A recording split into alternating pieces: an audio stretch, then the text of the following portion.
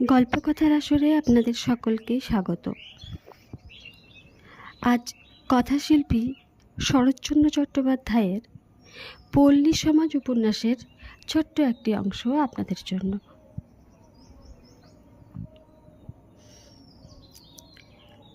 দুই দিন অবিশ্রান্ত বৃষ্টিপাত হইয়া অপরাহ্নবেলায় একটু ধরণ করিয়াছে। চণ্ডীমণ্ডপে গোপাল সরকারের কাছে বসিয়া রমেশ জমিদারির হিসাবপত্র দেখিতেছিল। হঠাৎ প্রায় 20 জন কৃষক আসিয়া কাঁদিয়া পড়িল। ছোটবাবু, হে যাত্রায় রক্ষে করুন, আপনি না বাঁচালে ছেলে পুলের হাত ধরে আমাদের পথে ভিক্ষে করতে হবে। রমেশ অবাক হইয়া কহিল, ব্যাপার কি? চাষিরা কহিল, 100 বিঘের মাঠ ডুবে গেল। জল পার করে না দিলে সমস্ত ধান নষ্ট হয়ে যাবে বাবু, গায়ে একটা ঘরও খেতে পাবে না। কথাটা রমেশ বুঝিতে পারিল না। গোপাল সরকার তাহাদের 2-1টা প্রশ্ন করিয়া ব্যাপারটা রমেশকে বুঝাইয়া দিল। 100 বিঘার মাঠটাই এই গ্রামের একমাত্র ভরসা। সমস্ত চাষিদেরই কিছু কিছু জমি তাহাতে আছে। ইহার পূর্বধারে সরকারি প্রকাণ্ড বাঁধ, পশ্চিম ও উত্তরে উচ্চগ্রাম, শুধু দক্ষিণ ধারে বাঁধটা ঘোষালো মুখুজ্জেদের। এই দিক দিয়া জল নিকাশ করা যায় বটে, কিন্তু বাঁধের গায়ে একটা জলার মতো আছে।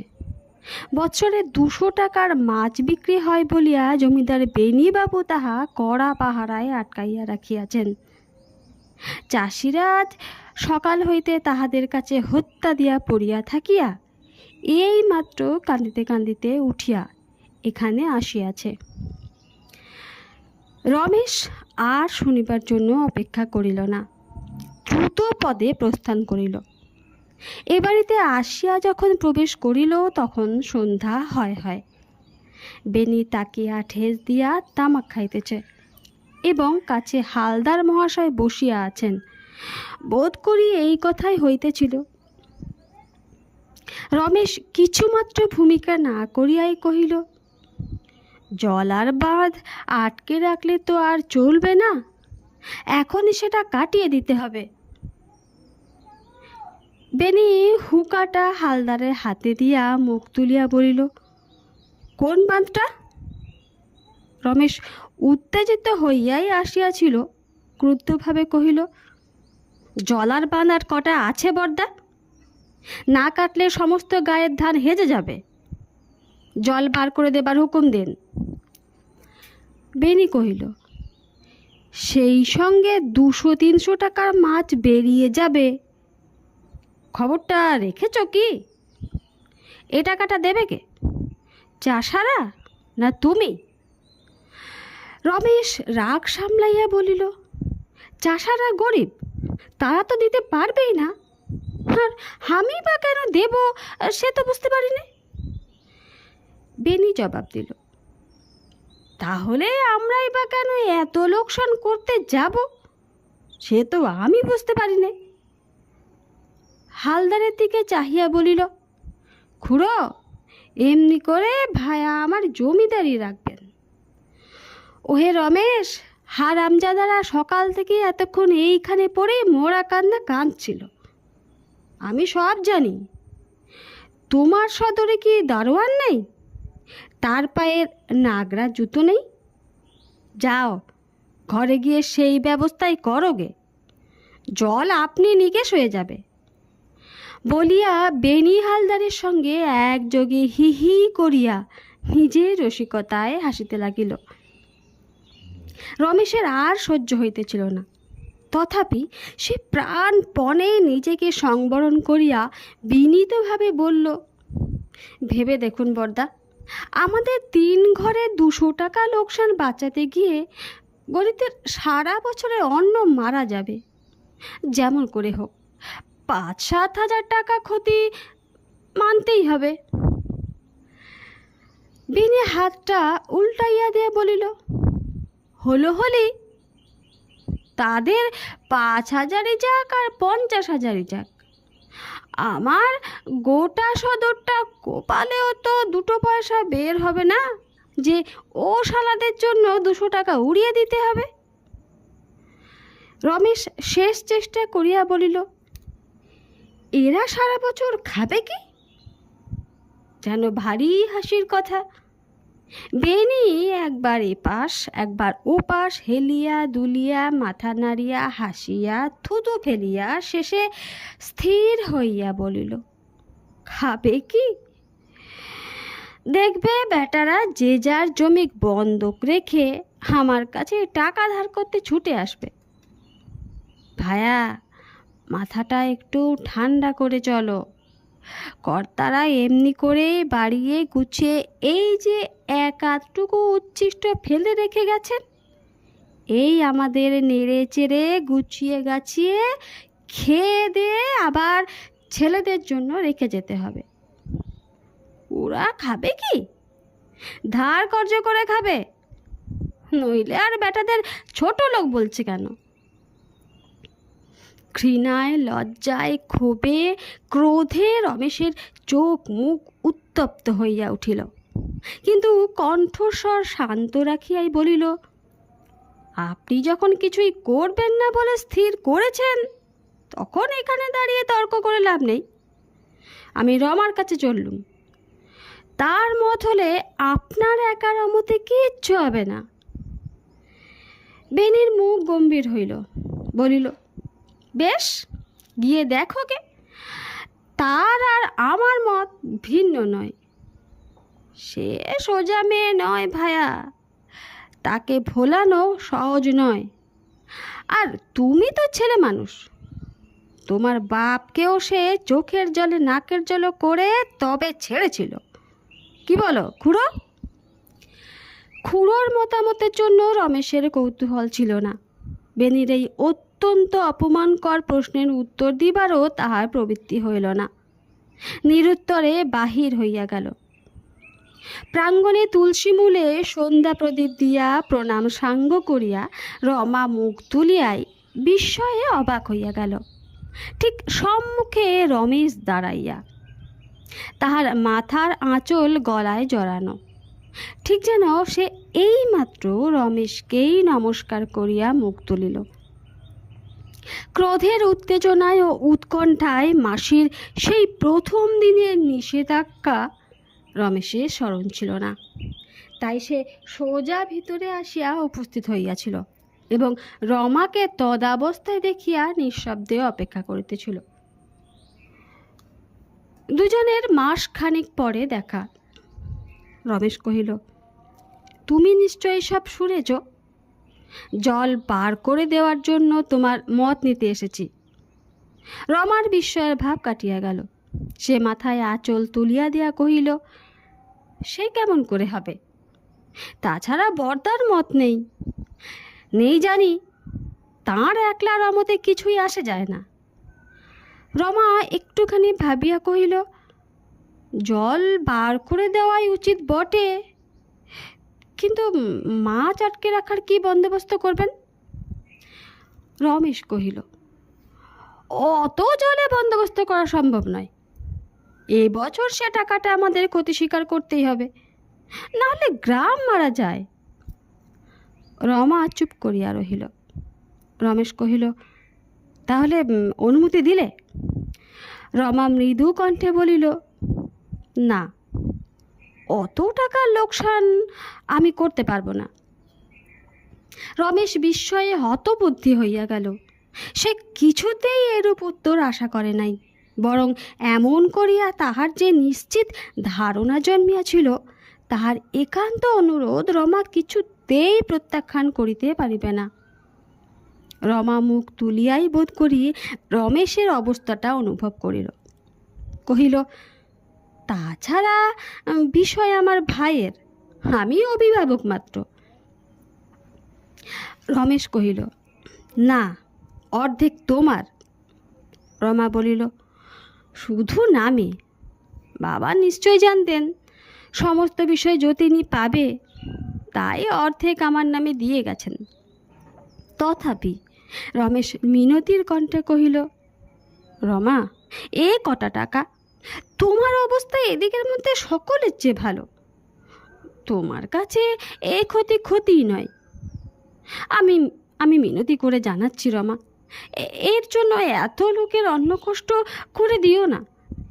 যথার্থ বলছি, তুমি যে এত নিষ্ঠুর হতে পারো আমি তা স্বপ্নেও ভাবিনি। রমা তেমনই মৃদুভাবে জবাব দিল, নিজের ক্ষতি করতে পারিনি বলে যদি নিষ্ঠুর হই তা হয় তাই। ভালো, আপনার যদি এতই দয়া, নিজেই না হয় ক্ষতিপূরণ দিয়ে দিন না।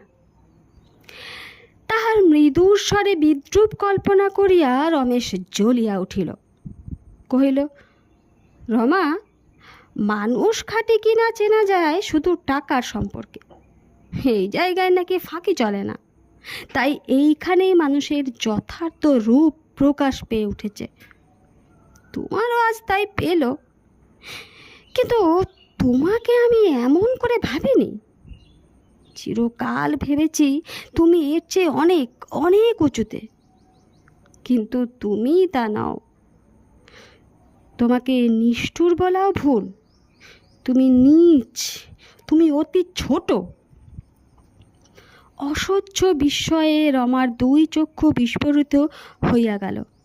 বহিল, কি আমি? রমেশ কহিল, তুমি অত্যন্ত হীন এবং নীচ। আমি যে কত ব্যাকুল হয়ে উঠেছি সে তুমি টের পেয়েছ বলেই আমার কাছে ক্ষতিপূরণের দাবি করলে, কিন্তু বরদাও মুখ ফুটিয়ে কথা বলতে পারেননি। পুরুষ মানুষ হয়ে তার মুখে যা বেঁধেছে, স্ত্রীলোক হয়ে তোমার মুখে তা বাঁধেনি। আমি এর চেয়েও বেশি ক্ষতিপূরণ দিতে পারি, কিন্তু একটা কথা আজ তোমাকে বলে দিচ্ছি রমা, সংসারে যত পাপ আছে, মানুষের দয়ার উপর জুলুম করাটা সবচেয়ে বেশি। আজ তুমি তাই করে আমার কাছে টাকা আদায়ের চেষ্টা করছো। রমা বিহ্বল হতবুদ্ধির ন্যায় ফ্যাল করিয়া চাহিয়া রইল। একটা কথাও তাহার মুখ দিয়া বাহির হইল না। রমেশ তেমনি শান্ত তেমনি দৃঢ় কণ্ঠে কহিল, আমার দুর্বলতা কোথায় সে তোমার অগোচরে নেই বটে, কিন্তু সেখানে পাক দিয়ে আর এক বিন্দু রস পাবে না, তা বলে দিয়ে যাচ্ছি। আর আমিও কি করব তার সঙ্গে জানিয়ে দিয়ে যাই, এখনই জোর করে বাঁধ কাটিয়ে দেব। তোমরা পারো, আটকাবার চেষ্টা করো গে। বলিয়া রমেশ চলিয়া যায় দেখিয়া রমেশ ফিরিয়া দাঁড়াইল। রমা ডাকিল। আহ্বান শুনিয়া রমেশ নিকটে আসিয়া দাঁড়াইতে রমা কহিল, আমরা বাড়িতে দাঁড়িয়ে আমাকে যত অপমান করলেন আমি তার একটারও জবাব দিতে চাইনি, কিন্তু এ কাজ আপনি কিছুতেই করবেন না। রমেশ প্রশ্ন করিল, কেন? রমা কহিল, কারণ এত অপমানের পরেও আমার আপনার সঙ্গে বিবাদ করতে ইচ্ছা করে না। তাহার মুখে যে কিরূপ অস্বাভাবিক পাণ্ডুর হইয়া গিয়াছিল এবং কথা কহিতে ঠোঁট কাঁপিয়া গেল, তাহা সন্ধ্যার অন্ধকারেও রমেশ লক্ষ্য করিতে পারিল। কিন্তু মনস্তত্ত্ব আলোচনার অবকাশ এবং প্রবৃত্তি তাহার ছিল না। তৎক্ষণাৎ উত্তর দিল, কলহ বিবাদের অভিরুচি আমারও নেই, একটু ভাবলেই তা টের পাবে, কিন্তু তোমার সদ্ভাবের মূল্য আর আমার কাছে কিছু মাত্র নেই। যাই হোক, বাঘ বিতণ্ডার আবশ্যক নেই, আমি চললুম। মাসি উপরে ঠাকুর ঘরে আবদ্ধ থাকায় এই সকলের কিছুই জানিতে পারেন নাই। নিচে আসিয়া দেখিলেন রমা দাসীকে সঙ্গে লইয়া বাহির হইতেছে। আশ্চর্য হইয়া প্রশ্ন করিলেন, এই জল কাদায় সন্ধ্যার পর কোথায় যাস রমা? একবার বরদার ওখানে যাব মাসি। দাসী কহিল, পথে আর এতটুকু কাদা পাবার জো নেই দিদিমা। ছোটবাবু এমনি রাস্তা বাঁধিয়েছেন যে সিঁদুর পড়লে কুড়িয়ে নেওয়া যায়। ভগবান তাকে বাঁচিয়ে রাখুন। গরিব দুঃখী সাপের হাত থেকে রেহাই পেয়ে বেঁচেছে। তখন রাত্রি বোধ করিয়া 11টা। বেনির চণ্ডী মণ্ডপ হইতে অনেকগুলি লোকের চাপা গলার আওয়াজ আসিতেছিল। আকাশের মেঘ কতকটা কাটিয়া গিয়া ত্রয়োদশীর অস্বচ্ছ জ্যোৎস্না বারান্দার উপর আসিয়া পড়িয়াছিল। সেইখানে খুঁটিতে ঠেস দিয়া এক ভীষণ আকৃতি পৌর মুসলমান চোখ বুজিয়া বসিয়াছিল। তাহার সমস্ত মুখের উপর কাঁচা রক্ত জমাট বাঁধিয়া গিয়াছে। পরনের বস্ত্র রক্তে রাঙা, কিন্তু সে চুপ করিয়া আছে। বেনি চাপা গলায় অনুনয় করিতেছে, কথা শোন আকবর, থানায় চল। 7 বছর যদি না তাকে দিতে পারি তো ঘোষাল বংশের ছেলে নই আমি। পিছনে চাহিয়া কহিল, রমা, তুমি একবার বলো না, চুপ করে রইলে কেন? কিন্তু রমা তেমনি কাঠের মতো নীরবে বসিয়া রইল। আকবর আলী একবার চোখ খুলিয়া সোজা হইয়া বসিয়া বলিল, সাবাস, হ্যাঁ, মায়ের দুধ খেয়েছিল বটে ছোট বাবু, লাঠি ধরলে বটে। বেনি ব্যস্ত এবং ক্রুদ্ধ হইয়া কহিল, সেই কথাই তো বলছি আকবর। কার লাঠিতে তুই জখম হলি, সেই ছোড়ার না তার হিন্দুস্তানি চাকরটার? আকবরের অষ্টপ্রান্তে ঈষৎ হাসি প্রকাশ পাইল। কহিল, সেই বেটে হিন্দুস্তানিটার? সে বেটা লাঠির কি জানে বড় বাবু? কি বলিস রে গহর, তোর পয়লা চোটেই তো সে বসেছিল না রে? আকবরের 2 ছেলেই অদূরে জড়ো সড়ো হইয়া বসিয়াছিল। তাহারাও অনাহত ছিল না।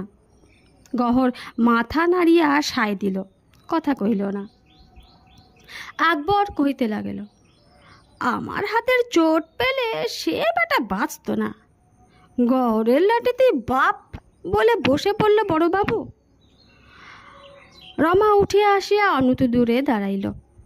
আকবর তাহাদের পীরপুরের প্রজা, সাবেক দিনের লাঠির জোরে অনেক বিষয়ে হস্তগত করিয়া দিয়াছে। তাই আজ সন্ধ্যার পর ক্রোধে ও অভিমানে ক্ষিপ্ত প্রায় হইয়া রমা তাহাকে ডাকাইয়া আনিয়া বাঁধ পাহারা দিবার জন্য পাঠাইয়া দিয়াছিল এবং ভালো করিয়া একবার দেখিতে চাহিয়াছিল রমেশ শুধু সেই হিন্দুস্তানিটার গায়ের জোরে কেমন করিয়া কি করে। সে নিজেই যে এত বড় লাঠিয়াল, এই কথা রমা স্বপ্নেও কল্পনা করে নাই।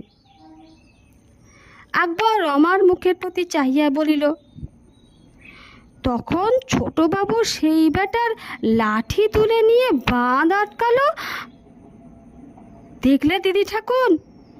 3 বাপ বেটাই মোরা হঠাতে নাড়লাম। আঁধারে বাঘের মতো তেনার চোখ জ্বলতে লাগলো। কইলেন, আকবর, পুরো মানুষ তুই, সরে যা। বাঁধ কেটে না দিলে সারা গায়ের লোক মারা পড়বে, তাই কাটতেই হবে। তোর আপনার গায়েও তো জমি জমা আছে, সমঝে দেখ রে, সব বরবাদ হয়ে গেলে তোর কেমন লাগে?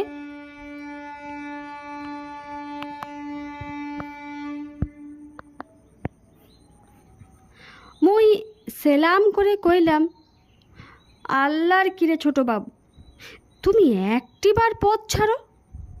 তোমার আড়ালে দাঁড়িয়ে ওই যে কসমন্দি মুয়ে কাপড় জড়াইয়ে ঝপাঝপ কোদাল মারছে, ওদের মুন্ড কটা ফাঁক করে দিয়ে যায়। বেনি রাগ সামলাইতে না পারিয়া কথার মাঝেই চেঁচাইয়া বলিল, বেঈমান বেটারা, তাকে সেলাম বাজিয়ে এসে এখানে চালাকি মারা হচ্ছে। তাহারা 3 বাপ বেটাই একসঙ্গে হাত তুলিয়া উঠিল। আকবর কর্কশ কণ্ঠে কহিল, খবরদার বড় বাবু, বেঈমান কইও না, মোরা মুসলমানের ছেলে, সব সইতে পারি, ও পারি না। কপালে হাত দিয়া খানিকটা রক্ত মুছিয়া ফেলিয়া রমাকে উদ্দেশ্য করিয়া কহিল, কারে বেইমান কয় দিদি? ঘরের মধ্যে বসে বেইমান কইছ বড়বাবু? চোখে দেখলি জানতে পারতে ছোটবাবু কি। বেনি মুখ বিকৃত করিয়া কহিল, ছোটবাবু কি তাই থানায় গিয়ে জানিয়ে আয় না। বলবি তুই বাঁধ পাহারা দিচ্ছিলি, ছোটবাবু চড়াও হয়ে তোকে মেরেছে। আকবর জিভ কাটিয়ে বলিল, তোবা তোবা, দিনকে রাত করতে বলো বড়বাবু। বেনি কহিল, না হয় আর কিছু বলবি? আজ গিয়ে জখম দেখিয়ে আয় না। কাল ওয়ারেন্ট বার করে একেবারে হাজতে পড়ব। রমা, তুমি ভালো করে একবার বুঝিয়ে বলো না। এমন সুবিধে যে আর কখনো পাওয়া যাবে না। রমা কথা কহিল না, শুধু আকবরের মুখের প্রতি একবার চাহিল। আকবর ঘাড় নাড়িয়া বলিল, না দিদি ঠাকরান, ও পারবো না। বেনি ধমক দিয়া কহিল, পারবি না কেন? এবার আকবর চেঁচাইয়া কহিল, কি কবর বাবু, শরম নেই মোর? 5খানা গায়ের লোক মোরে সর্দার কয় না? দিদি ঠাকরান, তুমি হুকুম করলে আসামি হয়ে জেল খাটতে পারি, ফৈরিদি হব কোন কালামুয়ে। রমা মৃদু কণ্ঠে একবার কহিল, পারবে না আকবর? আকবর সবেগে মাথা নাড়িয়া বলিল, না দিদি ঠাকরান, আর সব পারি, সদরে গিয়ে গায়ের চোট দেখাতে পারি না।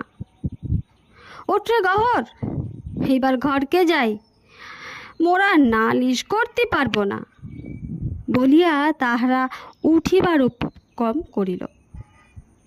বেনি ক্রুদ্ধ নিরাশায় তাহার দিকে চাহিয়া 2 চোখে অগ্নিবর্ষণ করিয়া মনে মনে অকথ্য গালিগালাজ করিতে লাগিল এবং রমার একান্ত নিরুদ্যম স্তব্ধতার কোনো অর্থ বুঝিতে না পারিয়া তুষের আগুনে পুড়িতে লাগিল।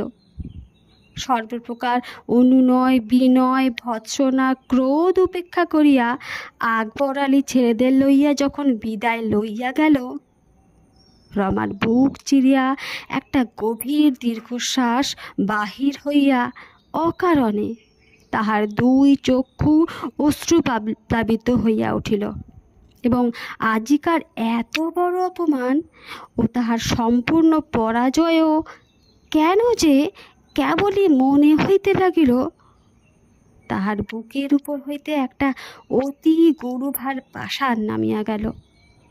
ইহার কোনো হেতুই সে খুঁজিয়া পাইল না। বাড়ি ফিরিয়া সারা রাত্রি তাহার ঘুম হইল না। সেই যে তারকেশ্বরের সম্মুখে বসিয়া খাওয়াইয়াছিল, নিরন্তর তাহাই চোখের উপর ভাসিয়া বেড়াইতে লাগিল এবং যতই মনে হইতে লাগিল সেই সুন্দর সুকুমার দেহের মধ্যে এত মায়া এবং এত তেজ কি করিয়া এমন স্বচ্ছন্দে শান্ত হইয়াছিল, ততই তাহার চোখের জলে সমস্ত মুখ ভাসিয়া যাইতে লাগিল।